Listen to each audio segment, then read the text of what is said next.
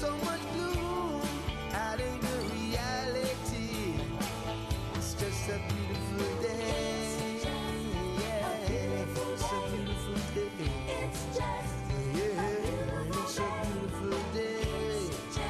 Yeah, it's a beautiful day. It's just yeah.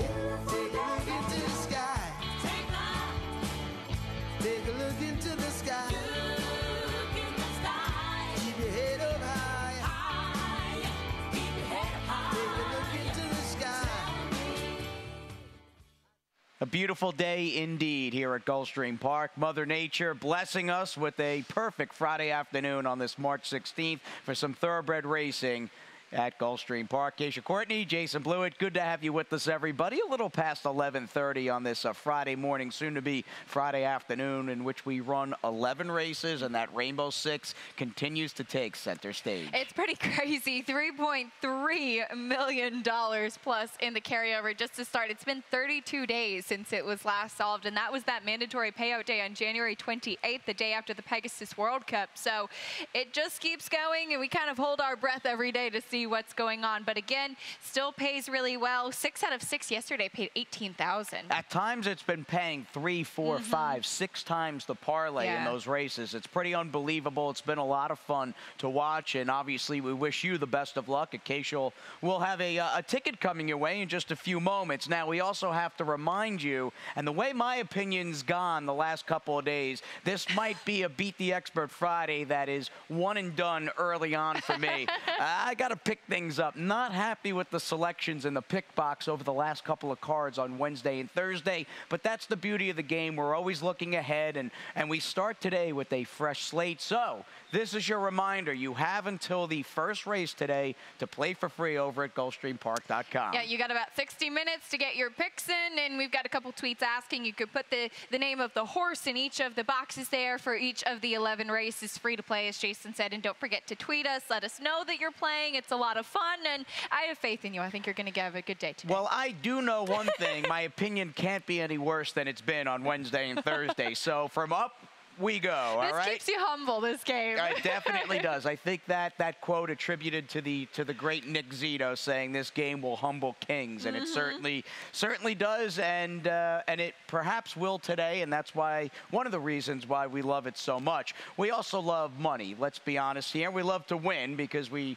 do enjoy wagering. We love handicapping, and we love the discussion, and that's one of the beauties of this show. And just to get you up to speed, the action begins a little after 12:35 with the opening high five. We kick things off on the turf, a 5-furlong sprint for maiden claiming older fillies and mares in race number 1, and that coincides with the opening leg of the early pick 5. And on this 11 race, Friday, March 16th, we move ahead and build into just about $3.310 million. It's pretty crazy. It just keeps building, and just a 20-cent base wager. So don't forget about the Rainbow Six, race 6 today on the 11 race card. And then we cap things off the 50-cent late pick 5 that starts in the 7th race this afternoon. We'll give you some guide tickets, try to help you out as much as we possibly can, and try to make some money. And it seems like this card, Acacia, really picks up in terms of steam, maybe interest, intrigue, and certainly quality late in the day. I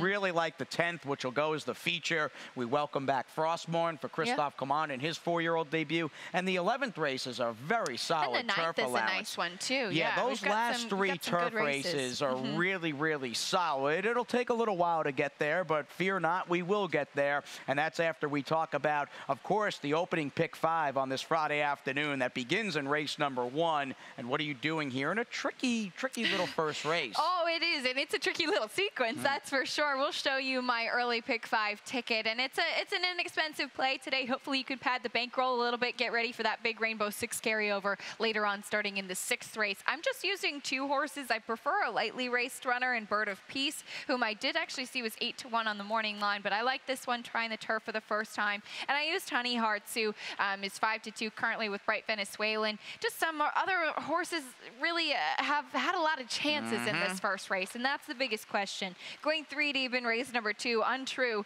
dropping down to the bottom. We'll see what we get from her today. And in the third race, I'm just going to single Bullet the Blue Sky, stretching out in distance.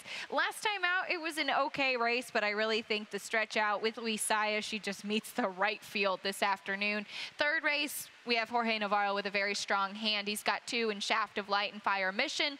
I'm also going to use Griff for Tim Hills. And the 5th race, probably the horse to beat, is Hyatt's Dude after scratches. It was really impacted by scratches. I ended up backing myself up with Sailor's Companion because this is the kind of race you just never know. You don't. Now, Hyatt's Dude does have that early speed and moves way up with the defections of both the Weaver horse and Rory, who figure to be the first 2 choices. I am pretty comfortable saying Hyatt's Dude will never, my dude, find an easier race to win today in that 2 lifetime claiming condition. But again, that's down the line in the back end of this Friday, March 16th, early pick 5. And we kick things off again with a field of 9 in this upcoming first race. 3-year-old fillies, in fact, in this $20,000 maiden claimer. Fast and firm, and indeed, we're going 5 furlongs on the grass. And why don't we talk first about the 5 Honey Hearts, who many of us thought she was in the right spot last time at 3 to 5, and she did not win that race. In fact, she wasn't in the exacta. No, she was bet down to 3 to 5, as you said, and we'll show that last race. She was the number 4. She kind of took a right turn and was all over the place at the break. So we'll keep your eyes on the number 4, and we're going to start the head-on of the break just to highlight this. Goes a little bit all over the place in the blue cap, kind of bumping a bit, and then she gets in an okay spot and is able to get in a good position early on, and now she's dueling with the number 3, the Other Cat. Warrior Speak was the 6th horse who ended up in the green cap, coming and closing on the outside. But Honey Hearts looks in this point like she's in a good position, and then she just kind of turns the off switch, and that's what has been a little bit frustrating about her, is that yes, she had some trouble at the break last time. She expended energy late, and she is going to add the blinkers today and picks up a red. All good things. It's just that she is 0 for 8. And that led me and you in the direction of the same horse. Obviously, I think being a second-time starter was very appealing to you and me. I could speak, obviously, because that's how I feel and felt with the number 2, Bird of Peace, who is out of a hard-spun dam. Now, there really isn't much to say in terms of the female family, but at least you got the hard-spun Danzig on the female side. And if this second-time starting filly by Discreetly Mine can run it all and show some early speed, she could really put these all on the chase. I think so too, and she is more lightly raced than some of the other contenders in here. Blinkers do come off. She's also only been exposed to special weight company. She debuted in state bred special weight. She's dropping in class, and I think the way that she's working on the Palmetto's turf course has got to be really encouraging. She was based at Gulfstream Park West, pretty normal for Gilberto Zerpa. Sent her to the Palmetto's turf course to work, where she went 48-2 for 4 furlongs on February 25th. So it looks like there's some good things there. He obviously was pleased with what he saw. Hopefully will be pleased coming around 12:40 or so when they hit the wire in today's first race. Let's move on to the second. Next 4 races on this Fast and Firm Friday at Gulfstream will be run over the main track, and we do go that 1-turn mile with this 3 lifetime older filly mare claimer in the second race in a field of 6. And as far as looking at reliable inform options, you don't have a heck of a lot of realistic options on paper, to be honest about it. And I think for the most part, many people are going to like basically the 1 and 5, and in the order of 5-1-4 or 1-5-4, like you and I have put, with Untrue and Saya's on the drop, and the 5 AJ Zamex, who I start to worry, even though she makes a lot of sense, is her best form starting to slip away slowly race by race. Well, the thing with AJ Zamex, she's got that early speed, which is definitely a plus, but her last 4 races have been second place finishes, and at some short prices, it's very frustrating to see a horse like that, who's consistent, and she likes to run second, so it seems, so that's where I put her. Untrue taking a very big drop in class, making her second start for Amanda de la Cerda, and maybe it is a bit of a red flag, but just looking at how she's run against slightly tougher, it looks like the drop is needed. Absolutely. So good connections again with the 1 Untrue. She needs the drop. She's just not in particularly good form, and found a pretty good race to run for that 62.50 tag as Luis Saez comes off yet another 3-win afternoon. For the record, he's got at 116. So he's 16 victories away from tying Javier Castellano's record of 132. But we'll miss him, and we lose him tomorrow afternoon for that 13-race card because he'll be out in Arkansas at Oaklawn Park riding Magnum Moon in the Rebel. I like that horse a lot. Oh, I liked him from his very first start when he ran here. I think that's still one of the strongest maiden special weights that we've seen Machismo coming out to win as well. And we'll actually be losing quite a few of our jockeys, but don't worry, there will still be a lot here. And take note that the jockey poster signing will take place tomorrow. We'll still have plenty for you to meet and greet with and get your jockey poster. It looks great. It's really colorful. It's really exciting, as it always is from our entire world-class jockey colony. All right, sounds good. I like the sound of that. As we move on to race number 3, we stay on the main, we stay at a mile, and we stay with the older fillies and mares as we bring on this 2-lifetime 6250 claimer, Bullet the Blue Sky. Little more distance today, and much like Untrue and AJ's Amex to an extent in the second race, just doesn't have a whole heck of a lot to beat. No, I think that that's really the case in here. And Angel Rodriguez has been, the barn's been going very well lately. And this filly had some trouble at the start last time, so I think having more distance will aid in that. She keeps Luis Saez, who rode her last time. I think that that's a plus. That's a bit of a vote of confidence for her. And just given her running style, that added distance might help her get into the race a little bit sooner. And I just think she, again, meets the right field. Yeah, it's one of the cases today where you start to look around and you go, boy, you know, if timing is a major factor in life, she's got that on her side today, because there just aren't many informed horses, and in terms of ability, she is the best horse. The question becomes, can she win on the dirt? We think she'll get it done because she's adding a little distance there. 6.5, not her game. On the main again for race number 4, 7 furlongs, and we certainly go up in class here, and that is a good thing. This is a very likable crew of older horses in this optional claiming race. And noting your comment, the short comment from the early pick 5, you said Jorge Navarro holds a strong hand, and indeed he does. Sending out the 3 Shaft of Light and the number 6 Fire Mission, and kind of a neat sub-layer to this race is both Navarro runners and the Tim Hills trained Griff come out of 3 separate races on that President's Day card where we ran basically nothing but stakes, and you've got 3 different stakes in the mix today. And 3 very different trips and experiences for each of them. So they are coming in, they certainly all fit at this level, and I think are the main players in here. I used all 3 of these horses when putting the early pick 5 ticket together. The way I saw this race, though, we know one thing. Shaft of Light is very fast, and he's fast out of the gate. Even his last work, he went 58 and 4, excuse me, for 5 furlongs at Gulfstream Park West. And over that deep track, that is motoring over there. He's very fast.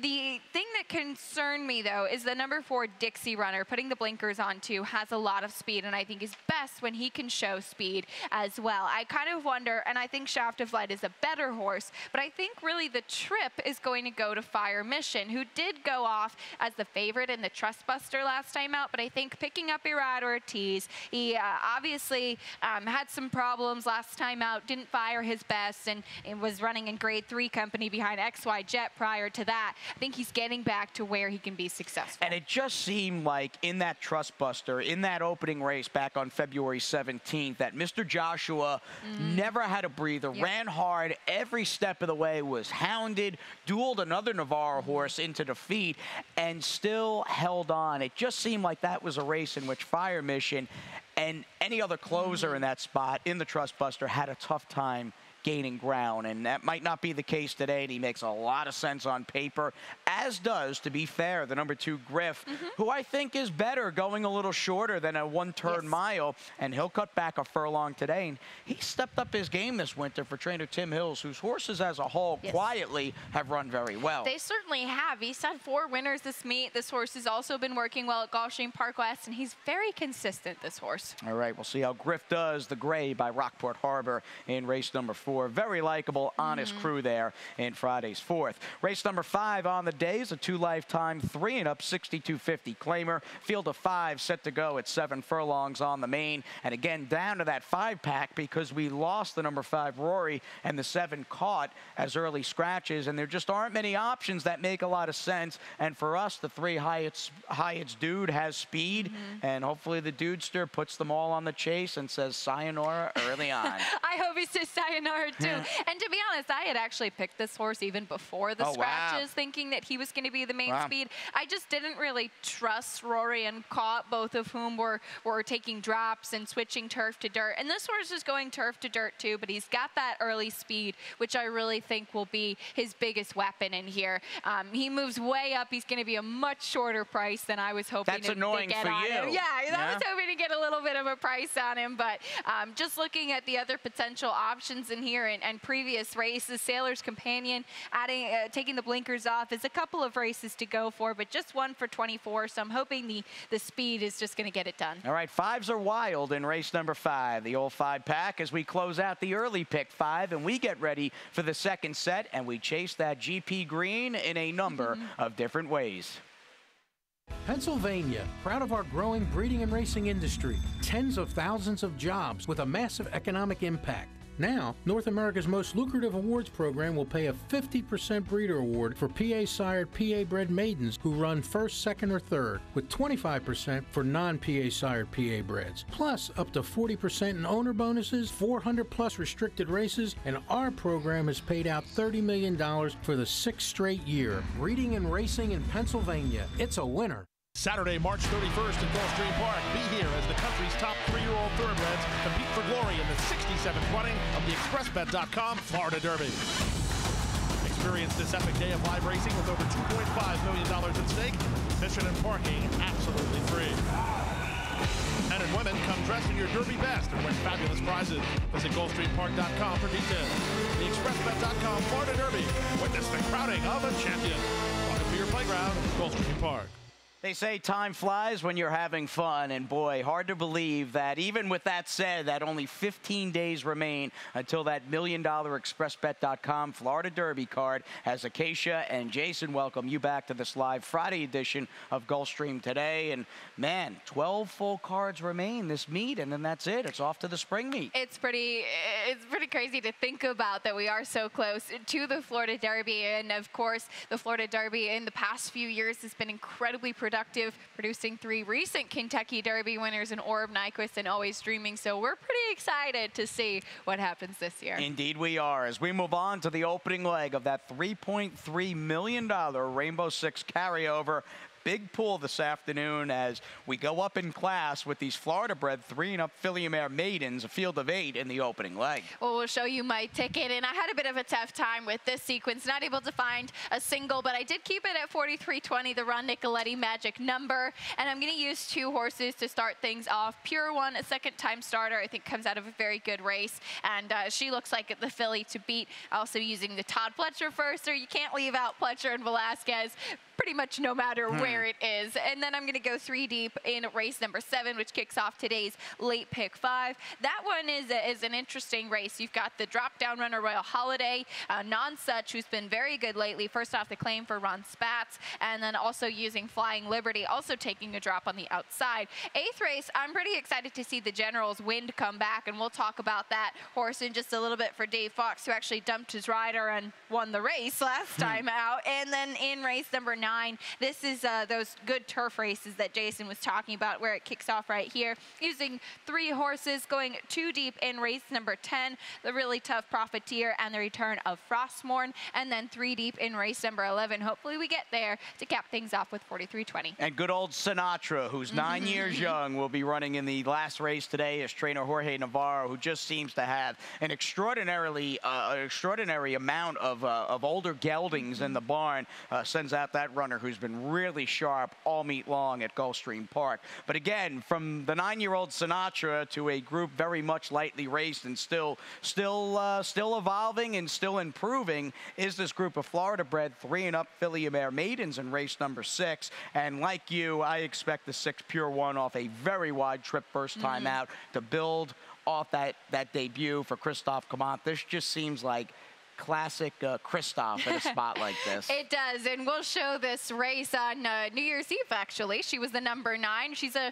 gray Generazio homebred. Imagine that. What a surprise. Yes, she is actually half to another Generazio horse in multiple graded stakes winner, Pure Sensation, who did earn $1.2 million. And she's on the pink cap on the outside. She was at the back late. And if we can freeze it right there, I wanted to highlight how you're going to lose her off the screen because she's so wide and she's so far out at this point. Tyler Gaffalione really trying to get her into the race as we let it go from there. And she was pretty green as they're coming out into the stretch. And there she starts to come again. She has a little bit of late run. Unfortunately, it was just too much too late. But 3 next out winners from that race. It turned out to be a really productive race. And I really think she's going to take a step forward. Oh, it's go time today. Yeah. I think we're sitting on a big Friday run, second time out from the 6 Pure 1. Now, she might have a very live firster on the turf. Going out for trainer Todd Pletcher to face in the starting gate, the number 8 Shanghai Starlet. I haven't been overwhelmed really with the progeny of Shanghai Bobby. I like them as a horse, but as a sire, he's just been okay. But the good news here is the dam was a minor winner on the turf and was pretty good during her days racing on the track. She was. This is her first foal, so we'll see what we get. But just again, even with a pretty modest work tab, you always have to pay attention to the Todd Pletcher firsters, especially when he does reach out for John Velasquez. More I look around, Pure 1, especially with that scratch of the 9 Tropicality. Yes. This is a great spot for her to run second time out. What will be a pretty short price and perhaps favored here, depending upon what they do with the Pletcher firster. Race number 7 begins Friday's late pick 5. Field of 8 set to sprint 5 furlongs on the turf in this straight-up 3-year-old $25,000 claimer. Couple of chalks for me to start the late pick 5. In fact, chalk, chalk, chalk in the opening leg with the 4 Royal Holiday and the 5 Non-Such. I wound up singling, and believe it or not, and we say it tongue-in-cheek and we say it with peace and love, but a maiden diploma will be handed out in the winner's circle today for that field in today's 8th race, and I just wound up singling the 5. Some dreams come true, who if that Bodemeister, yeah, no doubt. If that gelding by Bodemeister runs back to his effort 2 back, they'll all be running for second money today. Maybe it's a big if, but he's the anchor. As I go 3 deep in race number 9, every bit of Furiosa, the number 4 Peace Front, and towards the outside, the 8 Reigning Lemons. We do have a replay of her last start for Mike Matz coming your way on this show in just a few minutes. And then race number 10, excellent feature, much like Acacia's ticket in the Rainbow. I used the 2 inside horses. Frostmorn for Clement, way the horse to beat, but Profiteer seems like a nice defensive insurance use if Frostmorn does need a race off the layoff, and every bit of the 4, 7, and 10 to wrap it up in a likable field of turf veterans in the nightcap. Sinatra, the 9-year-old, I think Coolin Rock will relish the turn back to 7.5 furlongs, and towards the outside, a Tribute, who's been very good this meet for trainer Danny Gargan. 4, 7, 10 for me in race number 11 for $18. But the more I looked around, Acacia, and I see you ran into this as well because you used the 3 morning line favorites as your 3 in the Rainbow 6. I just didn't know where else to go in this upcoming 7th race. This is a tricky race, and the 4 Some Dreams Come True is logical because he has so much speed. He really does make, or I'm on the wrong race. That's what makes sense here. Race number 7 is very tough, but the 5 Non-Such has been so consistent lately, and it is first off the claim for Ron Spatz. He's been popular at the claim box in his last couple, but I really think that his consistency, and even make me proud of Todd Pletcher runner that beat him last time out, only beat a neck, and I really think keeping Urad Ortiz is a vote of confidence as well. And maybe it's quite simply by virtue of having more chances, he's been the 5 furlong turf specialist, whereas I like the drop with the 4 Royal Holiday, and he might just be a touch faster in terms of talent, but the 5/8 on the turf is a bit of a gray area with the horse who exclusively this winter has run on the turf around 2 turns at 7.5 furlongs. Such a demanding, weird sort of niche distance. It So is. the edge does go, at least on paper, to the 5 nonsuch going in. And obviously you've got Flying Liberty in the mix for Victor Barboza on the outside. A very sharp barn, keeps Amicio Jaramillo, and another one turning back in distance, but he did actually debut going the 5/8 and ran well there. So with experience and a good work tab, I think he could handle the distance today. And again, it is with peace and love that a win, an actual win, awaits one of these soon-to-be former $12,500 maiden claimers in Friday's 8th. Final dirt race on the day. Field of 7 will meet the starter. And as I was saying, and I want to hear what you have to say about the number 1, the Generals win. But, and I know he's been a little inconsistent, but the effort 2 back, if he rebounds anything close to that, the number 4, Some Dreams Come True, will finally, the dreaming's over, the wait will be over. He'll get that picture taken in the winner's circle. Now we get to talk about Some Dreams Come True, but he's got that speed, which really should be the key. The race that he ran 2 back was very good. I just don't know about the quality of that race, won by that upset firster and paddock crasher. I think the jury's kind of still out on that. That being said, I think he also meets a good field for him today to be successful, and a good barn in David Nunn. I took a stab, though, with the Generals win. I was waiting for him to come back, and maybe he expended a lot of energy last time out as he did dump the rider at the start. He kind of rushed up, and it was actually pretty interesting how game he was, even without a rider. He went inside along the rail, in between horses. Jockey Arad Ortiz, who was aboard Mr. Sultana, the winner, kind of keeping him inside as they went down to the stretch. But he worked well since then. Raylu Gutierrez back aboard. Maybe we'll see with a rider aboard if he can repeat that kind of performance. I do love weirdo horses like this. If for no other reason, he was bred in South Carolina, and he was very game without the rider. Buy a $1,500 stallion. It's hard to believe his stud fee's even that much in dynamometer. And I had looked it up the last time this horse ran. I think there were in the range of maybe 7 to 10 horses bred in that South Carolina foal crop the year that the Generals win was born. We'll see if he gets a Gulfstream victory this afternoon. An intriguing little 8th race for some, exactly. It's a fun little race. And now we really, again, pick up steam. Races 9 through 11. Your final pick 3, and all turf pick 3, I might add.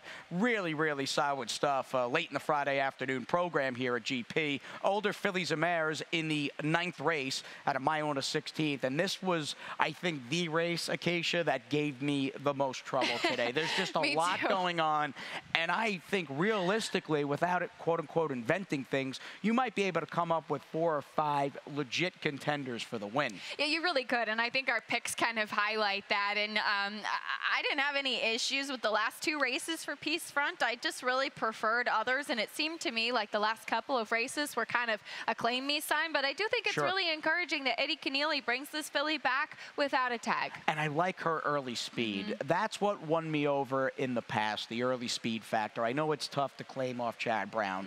Hands down, very, very tough guy to claim off of and improve, and oftentimes claim and even keep the horse at their current high level. I'm hoping Eddie can do it this afternoon with Javier riding. And I found a stat, and I do think, even though Eddie runs here in Florida, runs in Kentucky, runs in New York throughout the spring and summer, I think the majority of his wins come at Churchill Downs and Keeneland. So I was really happy to see the claims that he's run back here at Gulfstream in South Florida have been really good. I know it's only a 9-horse sample, but this is a pretty good stat here, and I'm hoping all this stuff just gels with a speedy ride up in the first flight for the number 4 Peace Front. Oh, it's a great stat for sure, and I like that it is a more compact sample and just narrowed down to Gulfstream. Probably the main speed will come from Havana Fair on the inside with Nick Juarez for Nick Zito, so the Nick and Nick pair up inside. And the number 8 Reigning Lemons, who I did take, will need all of that speed ahead of her. But we'll backtrack to her last race on January 21st. She was the number 10 that day, and she came running. And as we pick it up from the quarter pole, she was so game and was waiting for room at this point. And John Velasquez, just another fantastic ride. Season opening, ends up going between horses. And if we could just freeze it right there. So she is going between horses, found the seam right here. Unfortunately, Clyde's Queen, the number 8, or unfortunately for Reigning Lemons anyway, had clear sailing on the outside as we let it go down to the wire. But pretty much everybody charging at that point. And to be in that kind of uncomfortable position between horses, I thought it was a big race for Reigning Lemons. And that built upon a good effort, beaten just less than a length at almost 10-1 in a race prior here on December 20th. I think she underscores just how well Michael Matz's horses have run this winter, oftentimes at pretty big prices at Gulfstream, and I really do get a lot of enjoyment just watching Johnny ride, and it's been really cool even this winter to see him be so choosy, and he's earned the right, and obviously has risen to the top as far as the lead dog hierarchy in the colony, both here in Florida and up in New York, has earned the right to be very choosy. But even thinking back to yesterday, rare mount for Mark Cassie, one mount on the card, Bletchley, and he wins in a photo. He's just so strong. And Bletchley and Magical Sky, the two stablemates, put on a heck of a show down to the wire yesterday. And we pulled this stat a couple of weeks ago with John Velasquez and Michael Matz, but they're 45% now out of 11 starters together. So when Johnny does ride for Michael Matz, it's been very, very productive. And most of those starters have come right here at Gulfstream Park. In fact, 11 of the 14 in that sample over the last couple of years. Race number 10 will go as our West Point race of the day. It's our Friday feature, and for good reason. It's a very high-level 58K older optional claimer with a field of 7 at a 2-turn turf mile. And I got to admit, I think I forgot how good Frostmorn has been in his career thus far. Was a very solid 2-year-old when I was still up in New York, and he was really good last year. Obviously, the big win and his claim to fame, that very nice score in the 8-furlong Grade 2 Penn Mile. Yes, absolutely, and he also won the Grade 3 Kent after that, and then finished a good 4th in the Hill Prince, and that's the one that we're going to backtrack to. As one horse from there, Lucullen, did actually come back, make that return for trainer Kieran McLaughlin, and get the win here. And as we pick it up from the quarter pole, Frostmorn is the number 4, and he was kind of chasing the pace with Longshot Secretary at War, who was setting the pace. Now he's in the clear. You've got Lucullen coming on the outside, if we can just freeze right there, and the white cap is Yoshida, who does end up winning the race for Belmont, and there is Frostmorn right there, the number 4, as we let it go down to the wire. Yoshida is one of my favorite turf horses. I know you love him. Belmont has just done an exceptional job with him, but all in all, I mean, this was quite a race really up at Belmont too. And Christophe Clement with turf routes, this kind of layoff, just looking at Gulfstream, because he has a lot of horses coming off of a layoff on the turf. He's 19% and 65% in the money. And this is a horse, Frostmorn, who's now 4, that even though he's won and run really well going beyond a mile in the past, I'm thinking maybe for his best, ultimately a mile to a mile and a 16th might really be the sweet spot for him this afternoon. And layoff aside, he gets that 8-furlong distance, but he'll need to be good because he's running against a pretty salty crew of older runners, including a fellow 4-year-old in Profiteer, who makes a lot of sense for Shug. He does, and it's interesting because I think last time we both had the same concern that a mile might be too short for Profiteer, and I still kind of think that. And while I think that this might be right in the wheelhouse for Frostmorn, they do keep Profiteer at a mile, but he picks up John Velasquez once again. He's got tons of backclass as well. All right, some backclass to say the least in race number 11, beginning with Sinatra, the 9-year-old who's been in razor-sharp form this winter for trainer Jorge Navarro, as we cap things in this optional claimer for older runners on the turf at 7.5 furlongs. I'm giving one more chance to the 7 Cool and Rock now. If anyone knows me, or for the people that do know me, full disclosure, I tend to have a thing for these Bonner Young Barkley tag horses, and I've liked Cool and Rock since his maiden win here back on December 15th. I'm thinking in hindsight, maybe a mile and a furlong with the slow pace, the fact that he was wide, those things gelled and combined and took away from his closing kick. One more chance today, cutting back a furlong to 7.5. And he was also facing a lot of tough, really seasoned horses last time out. I went with the 5 Lunaire, who I thought actually ran well last time, given the fact that Chief Exchanger wired the field, and kind of a similar thing with a pace controlled by that one horse up front. He's been knocking on the door, and I think he's in the right spot today, keeping Javier Castellano. Might get a quick pace to close into as well with Adonis Creed and a tribute towards the outside. I mean, 2 horses with a very, very high cruising speed, just like our buddy Pete Aiello, who's standing by. He's on the set, and he's getting mic'd up for those Friday scratches and changes coming your way in just a second.